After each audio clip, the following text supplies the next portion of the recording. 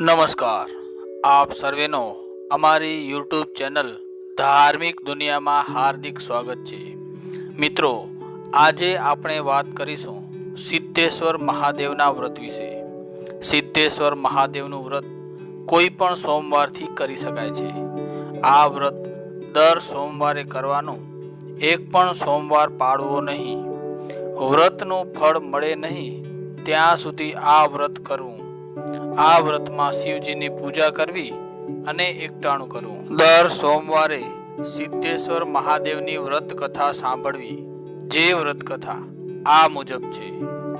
સવારનો સમય છે. એક મુનિના આશ્રમમાં કેટલાક ઋષિઓ અને એ આશ્રમના કેટલાક શિષ્યો ભેગા થાય છે. તપસ્વી મુનિઓ ઊંચા આસને બિરાજમાન છે. શિષ્યો આવીને ઋષિ મુનિઓને દંડવત પ્રણામ કરીને એમની સામે બેસતા જાય છે.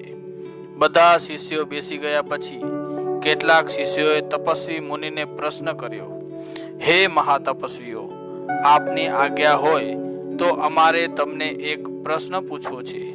મહાતપસ્વીઓ બોલ્યા, હે મુનિગણો, ખુશીથી પૂછો, અમે તમારા પ્રશ્નનું નિરાકરણ કરીશું. હે ગુરુજી, આ મૃત્યુલોકમાં એવું કયું વ્રત છે કે જે કરવાથી મનની આશાઓ ફળે, ઈશ્વર ભક્તિ થાય ને જીવનના અંતમાં મોક્ષ મળે? શિષ્યગણનો આ પ્રશ્ન સાંભળી તપસ્વીઓ વિચારમાં પડી ગયા. થોડી વાર મનમાં કંઈક ચિંતન કરીને પછી બોલ્યા, આપણે જોઈએ છીએ કે આ દુનિયામાં જુદી જુદી જાતિના લોકો પોતપોતાના કર્મોને કારણે દુઃખી થતા હોય છે તથા અનેક પ્રકારના આદિ, વ્યાધિ અને ઉપાધિમાં પડે છે. આનાથી તેઓ સદાય ઘેરાયેલા રહે છે. આ સંસારના વિવિધ દુઃખોમાંથી મુક્તિ મેળવવા, એનો નાશ કરવા તથા સુખ સંપત્તિ પ્રાપ્ત કરવાનો એક સરળ ઉપાય છે અને તે છે સિદ્ધેશ્વર મહાદેવનું વ્રત. હે મુનિવર્યો, આ વ્રત સી રીતે કરાય તે અમને જણાવો. હે શિષ્યો, આ વ્રત મહાદેવનું હોવાથી સોમવારે જ કરવામાં આવે છે. પ્રાતઃ કાળમાં સ્નાનાદિથી પરવારી ભગવાનના પવિત્ર પૂજા સ્થાને ગૌમૂત્ર છાંટીને ત્યાં પાટલો મૂકવો. તેની ઉપર સ્વચ્છ શ્વેત વસ્ત્ર પાથરવું. તેની ઉપર સિદ્ધેશ્વર મહાદેવની તસવીર મૂકવી. આ તસવીરની આગળ ચોખ્ખું પાણી ભરી એક તાંબાનો લોટો મૂકો. તે લોટાની અંદર તુલસીનું એક પાન નાખવું. આ કળશ પાટલા ઉપર મૂકીને પછી કહેવું, હે શિવજી, અહીં પધારો. પછી આ પાટલા ઉપર કળશ આગળ શુદ્ધ ઘીનો દીવો કરવો. પછી દીવા આગળ એક રકાબીમાં મગફળીના દાણા અને ગોળ પ્રસાદી તરીકે મૂકવા. આ પ્રસાદના 2 ભાગ પાડવા અને એક ભાગ વાટકામાં લઈ તે વાટકો કળશની ઉપર ઢાંકી દો. પછી સ્થાપનની આગળ પલાઠી વાળીને બેસો. પછી સિદ્ધેશ્વર મહાદેવની કથા વાંચવી. પછી ઓમ નમઃ શિવાય મંત્રનો જાપ કરવો. નક્કી કરેલી માળા પૂરી થતા ઘીના દીવા વડે મહાદેવજીની આરતી ઉતારવી.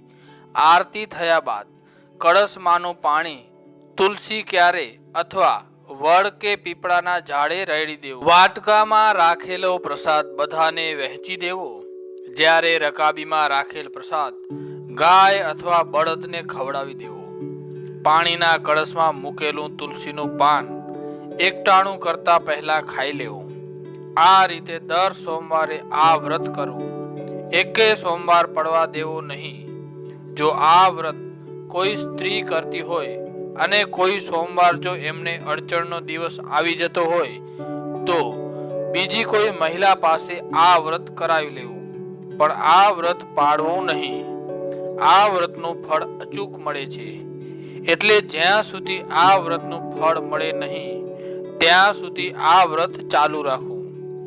આ વ્રતની ઉજવણીમાં છેલ્લા સોમવારે પૂજા કરવી.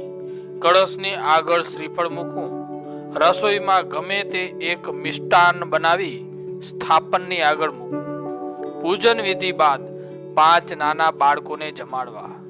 આ બાળકોને ભણવાના કામમાં આવે તેવી કોઈ ચીજ વસ્તુ જેવી કે રબર, પેન્સિલ, ફૂટપટ્ટી વગેરે ભેટ આપવી. રોકડા પૈસા આપવા નહીં. વ્રત કરનારે બાળકોને જમાડ્યા બાદ એકટાણું કરવું. પછી સ્થાપનમાં મૂકેલ શ્રીફળ મહાદેવજીના મંદિરે મૂકી આવવું અને શ્રીફળને પ્રણામ કરી મહાદેવજીને પ્રાર્થના કરવી. શક્તિ પ્રમાણે એકી સંખ્યામાં સિદ્ધેશ્વર મહાદેવજીની પવિત્ર પુસ્તિકાની ભક્તોમાં લહાણી કરવી.